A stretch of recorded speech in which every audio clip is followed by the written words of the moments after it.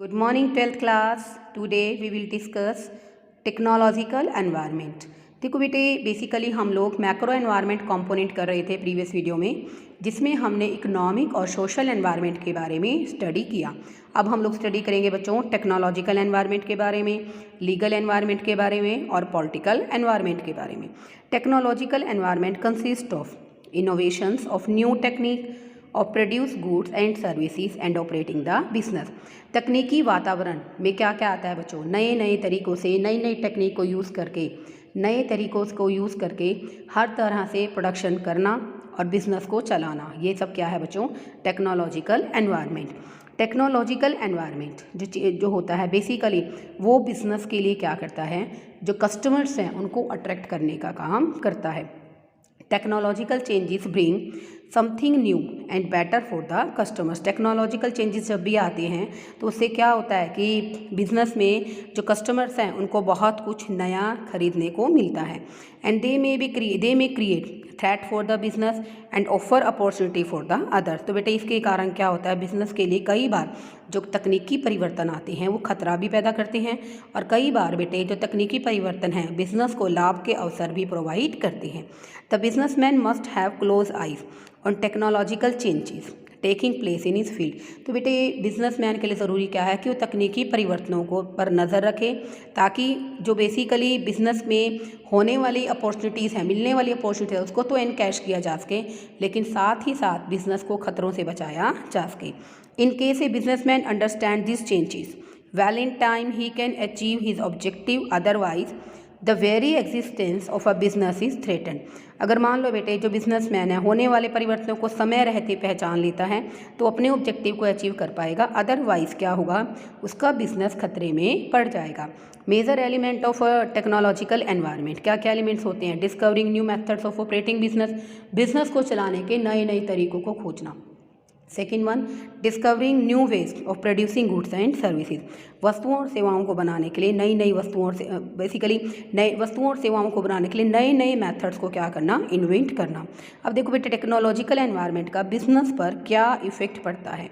First one, with the advent of television in a market, the cinema and radio industry were adversely affected। देखो बेटे आप सबको भी पता होगा कि बेसिकली जब तक टेलीविज़न का इन्वेंशन नहीं हुआ था उससे पहले क्या होता था कि जो लोग हैं जितने भी बेसिकली शॉर्ट मूवीज़ देखते थे, फिल्म्स देखते थे, वो सारे के सारे कहाँ देखते थे?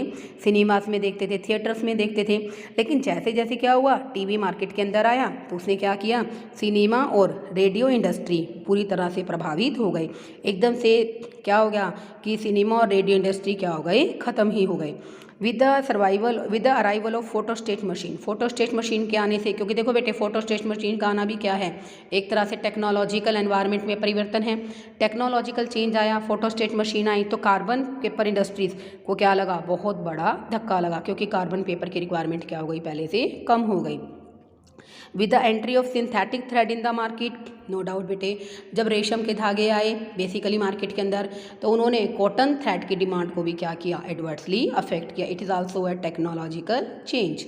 And last one, the digital watches have also eliminated the demand for the traditional watches.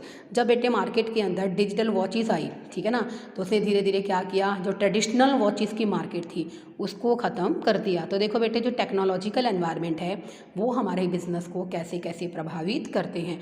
अब मान लो बेटे आप एक ऐसा बिज़नेस करते हैं जिसके अंदर आप क्या कर रहे हैं, बेसिकली कलर टेलीविज़न बना रहे हैं, तो नो डाउट बेटे एलईडी और एलसीडी के इन्वेंशन से जो कलर टीवी बनाने वाले जो प्लांट हैं या बेसिकली जो कंपनीज़ हैं वो उनका बिज़नेस भी क्या हो जाएगा, रियूंड हो जाएगा। तो जो टेक्नोलॉजिकल एनवायरनमेंट है बेटे वो भी क्या करते हैं, बिज़नेस को प्रभावित करते हैं। नेक्स्ट है स्टूडेंट हमारा पॉलिटिकल एनवायरनमेंट। पॉलिटिकल एनवायरनमेंट क्या होता है कि हमारे देश में राजनीतिक स्थिति कैसी है, गवर्नमेंट का बिजनेस को लेकर क्या दृष्टिकोण है, क्या एटीट्यूड है, कि गवर्नमेंट का एटीट्यूड बिजनेस को लेकर पॉजिटिव है या नेगेटिव है। This is known as political environment. Political environment consists of political conditions such as general stability, peace in the country and attitude of the government towards the business। Political environment किन से मिलकर बना है, हमारी राजनीतिक परिस्थितियाँ, general stability सामान्य स्थिरता, पीस इन द कंट्री, और बेसिकली देश के अंदर क्या है, सुरक्षा शांति बनाए रखना, और सरकार का बिजनेस को लेकर क्या एटीट्यूड है, इन सब बातों को हम लोग क्या कहते हैं, political environment. It has great impact on a business community. तो इसका नो डाउट बेटे पॉलिटिकल एनवायरनमेंट का बिजनेस कम्युनिटी पर बहुत गहरा प्रभाव पड़ता है। It may have either positive और negative impact upon the business. तो देखो बेटे जो हमारे पॉलिटिकल एनवायरनमेंट है वो क्या करते हैं, बिजनेस को पॉजिटिव और नेगेटिव प्रभावित करते हैं। इसलिए बेटे बिजनेसमैन के लिए ज़रूरी है कि वो पॉलिटिकल एनवायरनमेंट को स्कैन करें और उसके अकॉर्डिंग ही क्या करें, बिजनेस में पॉलिसी फॉर्मुलेट करें। मेजर एलिमेंट्स क्या हैं, पॉलिटिकल स्टेबिलिटी, क्या हमारी इंडिया के अंदर पॉलिटिकल, हम जिस देश में रह रहे हैं वहाँ पर राजनीतिक स्थिरता है। सेकेंड वन, राजनीतिक शांति है। एटीट्यूड गवर्नमेंट का बिजनेस को लेकर दृष्टिकोण कैसा है, कैसा एटीट्यूड है। टाइप ऑफ गवर्नमेंट, हमारी गवर्नमेंट किस तरह की है, सिंगल पार्टी गवर्नमेंट है, मल्टी पार्टी गवर्नमेंट है। Ideologies of various political parties, और वे जितनी भी पॉलिटिकल पार्टीज़ हैं उनकी क्या विचारधारा है। Impact of political environment of business, क्या प्रभाव पड़ता है। देखो बेटे in 1977 Janata government adopted a stringent attitude towards some multinational companies. देखो बेटे जब जनता गवर्नमेंट आई परिवर्तित होकर, तो उसका कहीं ना कहीं मल्टीनेशनल कंपनीज को लेकर बड़ा ही कठोर रवैया अपनाया। और 1977 में उसने क्या किया, जो multinational company IBM, coca cola थी, उसको इंडियन मार्केट से बाहर कर दिया। तो देखो बेटे ये क्या बता रहा है कि कैसे जो परिवर्तन आया है वो क्या, जो पॉलिटिकल परिवर्तन है वो बिजनेस को प्रभावित कर रहा है। Second one, the new government encourage the multinational companies for investment in India. जो नई गवर्नमेंट है बेटे हो सकता है वो इस तरह की आए जो बहुराष्ट्रीय कंपनियों को क्या करे, इन्वेस्टमेंट करने के लिए प्रेरित करे। This led to the opening of the doors in the Indian market for the multinational companies. इसके कारण इंडियन मार्केट के अंदर मल्टीनेशनल कंपनी के लिए दरवाजे खुल जाएंगे। और बेटे इससे क्या हुआ, गवर्नमेंट ने जैसे ही मल्टीनेशनल कंपनी को अलाउ किया, उसने दोबारा से कोको कोला ने इंडियन मार्केट के अंदर इंडियन मार्केट को कैप्चर कर लिया।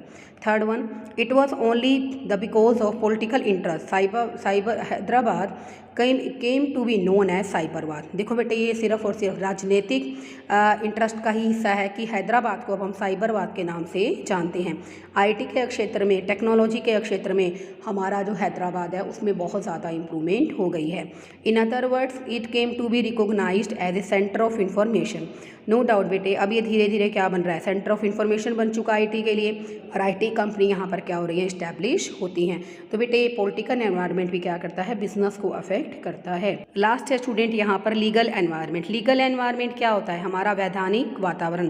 तो बेटे जितने इसमें क्या आता है, all the acts passed by the government, जितने एक्ट गवर्नमेंट पास करती है, जितने जजमेंट, जितने बेसिकली मामले या निष्पक्ष मामले जो सरकार के पास आते हैं, कोर्ट के पास आते हैं, उनके जो निर्देश देती है, उसमें जो न्याय करती है गवर्नमेंट, जो डिसीजंस लिए जाते हैं वेरियस कमीशंस के द्वारा, एजेंसीज़ के द्वारा, जिनको स्टेट लेवल पर, सेंट्रल लेवल पर और लोकल लेवल पर इस्टेब्लिश किया जाता है। This arrangement needs to control and regulate the various business activity. तो इन अरेंजमेंट्स को बेटे हमें कंट्रोल करने की और नियमित करने की ज़रूरत है ताकि हम लोग बिजनेस को रेगुलरली चला सकें, such as sale, purchase, industrial disputes etcetera. The business community can not ignore the legal framework as it has to perform transaction with in it. Business community legal environment को, legal framework को ignore नहीं कर सकती। It may have either positive और negative impact होता है business, चाहे उसका बिजनेस पर पॉजिटिव इफेक्ट पड़े, नेगेटिव इफेक्ट पड़े। इसलिए ज़रूरी है बिजनेसमैन के लिए वो क्या करे, लीगल एनवायरनमेंट को हर तरह से स्कैन करे। मेजर एलिमेंट्स क्या हैं, एक्ट और legislations pass by the government. Legislations क्या होते हैं बच्चों, कानून जो नियम बनाए जाते हैं सरकार के द्वारा। The decision taken by the various commissions and agencies, जितनी भी कमीशंस और एजेंसीज की रिपोर्ट मांगी जाती है उसमें क्या निर्णय लिया गया वो सब। And last one the judgement of court, की कोर्ट ने इस मामले पर क्या फैसला सुनाया। तो बेटे ये सब किसका पार्ट है, लीगल एनवायरनमेंट का। अब हम लोग देखेंगे impact of legal environment on business. The following are the main examples of effect or impact of legal environment on business. First one, अगर मान लो बेटे कैपिटल मार्केट से जो कंट्रोल है उसको हटा दिया जाएगा तो नो डाउट बेटे नए इश्यूज़ करने के लिए a huge amount of capital was collected by issuing various new issues in the primary market. तो बेटे इससे क्या इफेक्ट आएगा कि अगर गवर्नमेंट क्या करेगी, कैपिटल मार्केट से जितने भी कंट्रोल लगा के उनको हटा दिया जाएगा तो ह्यूज अमाउंट ऑफ कैपिटल की बहुत अधिक मात्रा शेयर्स को इशू करके कलेक्ट की जा सकेगी। Second one, with the introduction of introduction of relaxation in FDI and foreign exchange, many multinational company entered in the Indian market। अगर सरकार क्या करे, FDI को रिलैक्सेशन दे दे और नो डाउट और जो बेसिकली फॉरेन एक्सचेंज है उनके ऊपर जो पाबंदियां लगा रखी है उनको हटा दे, तो मल्टीनेशनल कंपनीज इंडियन मार्केट में बहुत ज़्यादा एंटर कर जाएंगी, जिसके कारण क्या होगा, हमारे पास फॉरेन एक्सचेंज रिजर्व बहुत ज़्यादा बढ़ जाएगा। तो देखो बेटे, आज के टॉपिक के अंदर हमने तीनों एनवायरनमेंट के बारे में पढ़ा। आई होप आपको समझ में भी आया होगा। इसी तरह बेटे चैप्टर को कंटिन्यूसली पढ़ते रहिए ताकि आपके जो डाउट्स हैं वो खुद ही क्लियर हो जाएं। Okay, thank you student.